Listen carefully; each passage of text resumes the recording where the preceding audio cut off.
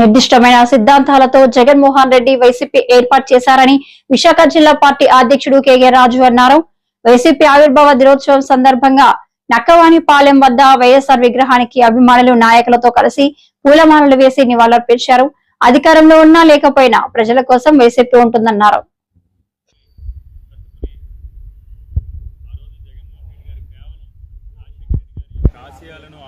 కొనసాగించడం కోసం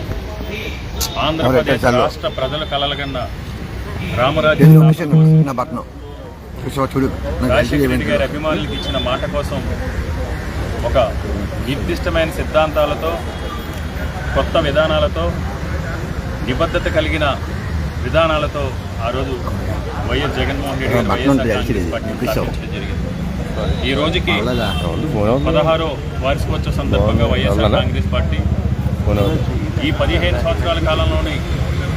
2014 రాష్ట్ర ఎన్నికల్లో కానీ, మొన్న జరిగిన 24 ఎన్నికల్లో కానీ అధికారంలోకి రాకపోయినా వైఎస్ఆర్ కాంగ్రెస్ పార్టీ కేవలం అధికారం ఉంటే మాత్రమే కాదు, అధికారం ఉన్నా లేకపోయినా వైఎస్ఆర్ కాంగ్రెస్ పార్టీ అంటే ప్రజాపక్షం, ప్రజల పక్షాన పోరాడే పార్టీ అని ఒక గౌరవప్రదమైన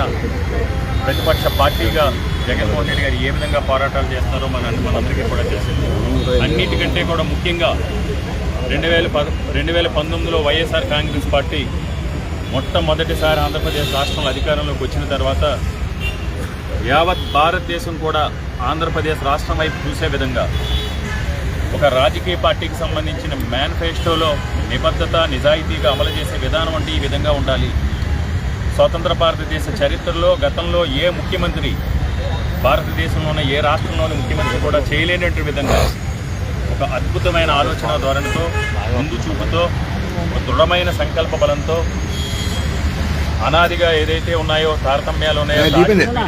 ప్రధాన తారతమ్యాలను కానీ, పేదరికాన్ని కానీ నిర్మూలించాలి. పేదరికాన్ని కానీ, తారతమ్యాలను కానీ నిర్మూలించాలంటే అది ఒక విద్య ద్వారా మాత్రమే సాధ్యమని విద్యారంగంలో జగన్మోహన్ రెడ్డి గారు తీసుకొచ్చిన సంస్కరణలు ఈరోజు ఈ దేశానికి ఆదర్శం. 2019లో అధికారంలోకి వచ్చిన తర్వాత ఎన్నికలకు ముందు ఏదైతే చెప్పారో ఈ సమాజంలో ఉన్న తాడిత, పీడిత, వెనకబడిన వర్గాలు, బీసీ సమాజ వర్గాలు, ఎస్సీ సమాజ వర్గాలు, ఎస్టీ సమాజ వర్గాల్ని నేను ఉన్నతిలోకి తీసుకొస్తాను, ఉన్నతమైన స్థితిలోకి తీసుకెళ్తాను ఏదైతే మాట ఇచ్చారో ఆ మాటకు కట్టుబడి విద్యారంగంలో సంస్కరణలు తీసుకొచ్చి అమ్మఒడి కానీ, విద్యాకానుక కానీ, విద్యాదీవని కానీ, సంపూర్ణ పోషణ కానీ, జగనన్న గోరుముద్ద కానీ, అన్నిటికంటే కూడా ముఖ్యంగా ప్రభుత్వ పాఠశాలని మనబడి నాడు నేడు కార్యక్రమం ద్వారా ఉన్న స్థితి నుంచి ఉన్నత స్థితి నిదానంతో ఈ విధంగా జగన్మోహన్ రెడ్డి గారు అభివృద్ధి చేశారో మనందరికీ కూడా తెలుసు. అదేవిధంగా ఆ రోజు దివంగత ముఖ్యమంత్రి వర్యులు డాక్టర్ వైఎస్ రాజశేఖర రెడ్డి గారి కలలు కన్నట్టు ఈ రాష్ట్రంలో నివసించే ప్రతి పౌరుడికి కూడా ప్రభుత్వమే ఆరోగ్య భద్రత కల్పించాలి, ప్రభుత్వం ఆరోగ్య రక్షణ కల్పించాలనే ఒక దృఢ సంకల్పంతో ఆ రోజు రాజశేఖర రెడ్డి గారు ఆరోగ్యశ్రేణి కానీ 108 కానీ తీసుకొస్తే ఈరోజు జగన్మోహన్ రెడ్డి గారు ఆ రోజు రాజశేఖర రెడ్డి గారు ఒక అడుగు ముందుకేస్తే 10 అడుగులు ముందుకేసి ఆరోగ్యశ్రీ పథకాన్ని మరింత బలోపేతం చేసి వైద్య శాస్త్రంలో ఉన్న సుమారు 3000 పైచీలకు డిసీజెస్కి ఆరోగ్యశ్రీ కార్డు వర్తించే విధంగా చట్టాన్ని తీసుకురావడంతో పాటు ఎవరైతే బీపీఎల్ ఫ్యామిలీస్ ఉన్నారో, ఎవరైతే పేదవారు ఉన్నారో ఆరోగ్యశ్రీ కార్డు ఉన్న ప్రతి ఒక్కరికి కూడా 25 లక్షల రూపాయల వరకు కూడా ఆరోగ్యశ్రీ కార్డు ద్వారా లబ్ధి చేకూరే విధంగా జగన్మోహన్ రెడ్డి గారి చట్టాన్ని తీసుకొచ్చి వైద్య రంగాన్ని బలోపేతం చేసి ఒక అద్భుతంగా ఆరోగ్య ఆంధ్రప్రదేశ్ దిశగా జగన్మోహన్ రెడ్డి గారు అడుగులు వేయడం జరిగింది. అంతేకాకుండా ఎన్నో దశాబ్దాలుగా డాక్టర్ కావాలనుకునే పేద విద్యార్థుల యొక్క తల్లిదండ్రులు కళలను నిజం చేస్తూ ఆ విద్యార్థుల యొక్క ఆశయాలను కూడా నిజం చేసే విధంగా ఈ దేశ చరిత్రలో ఏ రాష్ట్రంలోనే చేయలేనటువంటి విధంగా 17 మెడికల్ కాలేజీలు తీసుకొచ్చి 17 మెడికల్ కాలేజీల నిర్మాణాలు చేపట్టి ప్రతి సంవత్సరం కూడా సుమారు 2475 మంది ఆంధ్రప్రదేశ్ రాష్ట్రంలో ఉన్న పేద విద్యార్థుల్ని డాక్టర్లుగా తీర్చిదిద్దే విధంగా జగన్మోహన్ రెడ్డి గారు ఆ హాస్పిటల్ నిర్మాణం చేపట్టడంతో పాటు ఈ ప్రతి పార్లమెంట్కి ఉమ్మడి ఆంధ్రప్రదేశ్, ఈ విభజన ఆంధ్రప్రదేశ్ రాష్ట్రంలో కొత్తగా ఏర్పాటైన ప్రతి పార్లమెంట్లోని, ప్రతి జిల్లాలోని కూడా ఒక మెడికల్ కాలేజ్ ఉండాలి. ఆ మెడికల్ కాలేజ్ ప్రాంగణంలో 500 నుంచి 1000 బెడ్డెడ్ హాస్పిటల్ నిర్మాణం చేయాలి. హాస్పిటల్ ద్వారా హాస్పిటల్ని సిహెచ్సిలకి అనుసంధానం చేసి మెరుగైన వైద్యాన్ని ఎక్కడికక్కడ అందించాలనే ఉద్దేశంతో హాస్పిటల్ ప్రాంగణంలో మల్టీ సూపర్ స్పెషాలిటీ హాస్పిటల్ కాలేజీల ప్రాంగణంలో నిర్మాణం చేయడం కానీ, అదేవిధంగా అన్నిటికంటే కూడా ముఖ్యంగా గతంలో ఏ రాజకీయ పార్టీ అయినా సరే రాజకీయ పార్టీలు స్థాపించినప్పుడు కానీ రాజకీయ పార్టీల సిద్ధాంతాల గురించి కానీ రాజకీయ పార్టీల విధానాల గురించి కానీ చెప్పినప్పుడు మాటల్లోనే వెనుకబడిన వర్గాల వారికి తీసుకొస్తాం, అయితే మీకు అది చేస్తాం ఇది చేస్తాం చెప్పడం లేదు. మొట్టమొదటిసారి భారతదేశ చరిత్రలో బీసీ ఎస్సీ ఎస్టీ సామాజిక వర్గాలతో పాటు మహిళలకి అన్ని రంగాల్లోని గ్రామాల్లో ఉన్న దేవాలయ కమిటీల దగ్గర నుంచి రాష్ట్ర క్యాబినెట్ వరకు ఎంపీటీసీలు కానీ సర్పంచులు కానీ జెడ్పీటీసీలు కానీ ఎంపీపీలు కానీ జిల్లా పరిషత్ చైర్మన్లు కానీ కార్పొరేటర్లు కానీ మేయర్లు కానీ అన్ని స్థానిక సంస్థల్లోనూ కూడా మహిళలకి 50% పైగా అవకాశం కల్పించిన ఏకైక నాయకుడు ఒక వైఎస్ జగన్మోహన్ రెడ్డి గారు మాత్రమే. ఈరోజు ముఖ్యంగా డాక్టర్ బాబాసాహెబ్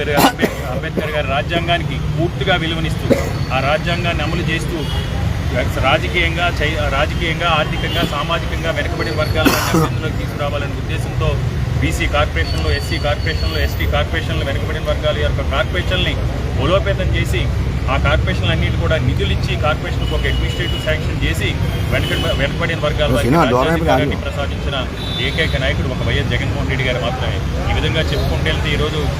వైఎస్ఆర్ కాంగ్రెస్ పార్టీ యొక్క విధానాలు కానీ వైఎస్ఆర్ కాంగ్రెస్ పార్టీ యొక్క సిద్ధాంతాలు కానీ మా నాయకుడు జగన్మోహన్ రెడ్డి గారి ఆలోచన ధోరణి కానీ ఈ దేశ రాజకీయాల్లోనే కూడా అందరికీ కూడా ఆదర్శనీయం. అటువంటి వైఎస్ఆర్ కాంగ్రెస్ పార్టీలో మేము నాయకులుగా కార్యకర్తలుగా పనిచేస్తున్నప్పుడు మేమందరూ కూడా గర్వపడతాం. తప్పకుండా ఏదైతే మా నాయకుడు ఈరోజు ఈ కూటమి ప్రభుత్వం చేస్తున్న మోసాలు కానీ ఈ కూటమి ప్రభుత్వం చేస్తున్న దౌర్జన్యాలు కానీ ఈ కూటమి ప్రభుత్వం చేస్తున్న అన్యాయాలు కానీ ఈ కూటమి ప్రభుత్వం చేస్తున్న భూ స్కాములు కానీ భూ దోపిడీలు కానీ ఈరోజు కూటమి ప్రభుత్వంలో చేస్తున్న మహిళలపై దాడులను కానీ వీటన్నింటినీ కూడా ప్రతిఘటించడం కోసం జగన్మోహన్ రెడ్డి గారి ఆదేశాల మేరకు వైఎస్ఆర్ కాంగ్రెస్ పార్టీ తరఫున అందరం కూడా చిత్తశుద్ధితో ఈ కూటమిపై పోరాటం చేయడానికి మేము సిద్ధంగా ఉన్నాం. ఎట్టి పరిస్థితుల్లోని మళ్ళీ రాబోయేది వైఎస్ఆర్ కాంగ్రెస్ పార్టీ. మొన్న ఏదో అదృష్టమో దురదృష్టమో ఏదో అనుకోని పరిస్థితుల్లో వైఎస్ఆర్ కాంగ్రెస్ పార్టీ అధికారానికి దూరమైన ఈరోజు గౌరవప్రదమైన ప్రతిపక్ష పార్టీగా మేము ఎప్పుడు కూడా ప్రజల్లో ఉండి జగన్మోహన్ రెడ్డి గారు అందరినీ కూడా పోరాటం చేస్తున్నాం. చంద్రబాబు నాయుడు వైఎస్ఆర్ కాంగ్రెస్ పార్టీ నాయకులు కానీ కార్యకర్తలు